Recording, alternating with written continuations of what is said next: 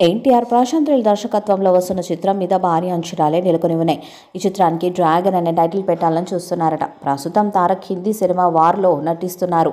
ఈ సంవత్సరం ఆగస్టు నెలలో ఈ సినిమా విడుదల చేయబోతున్నారు. ఇప్పటికే ఇందుకు సంబంధించిన అధికారిక ప్రకటన కూడా వెలువడింది. ఇక ఎన్టీఆర్ 31వ చిత్రం భారీ బడ్జెట్తో తీస్తున్నారు. కొన్ని రోజుల క్రితమే ఈ మూవీ షూటింగ్ ప్రారంభమైంది. ఈ విషయాన్ని ఈ మూవీ బృందం వారే అధికారికంగా ప్రకటిస్తూ ఒక పోస్టర్ని కూడా విడుదల చేశారు. ప్రస్తుతం ఆ పోస్టర్ వైరల్ అయింది. ఇదిలా ఉంటే ఈ మూవీకి సంబంధించిన ఫస్ట్ షెడ్యూల్ తాజాగా కంప్లీట్ అయినట్టు తెలుస్తుంది.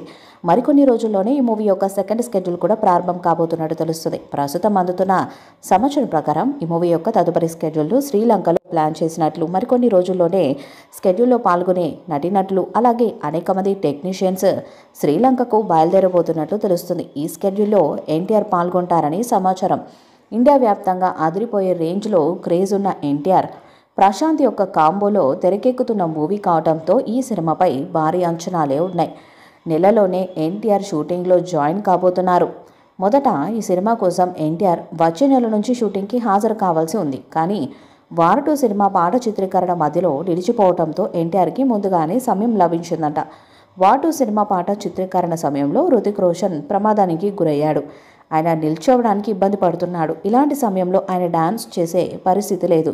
దాంతో కనీసం నెల రోజుల పాటు షూటింగ్కి బ్రేక్ ఇచ్చారు. ఆ కారణంగానే డ్రాగన్ సినిమా షూటింగ్ కోసం ఎన్టీఆర్ ముందుగానే డేట్స్ ఇచ్చాడని తెలుస్తుంది.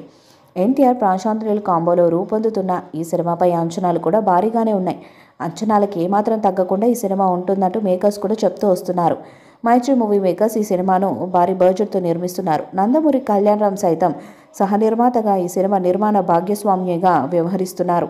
ఎన్టీఆర్ ఈ నెలలో పాల్గొనబోతున్న షెడ్యూల్లో భారీ యాక్షన్ సీన్స్ను షూట్ చేయబోతున్నారు.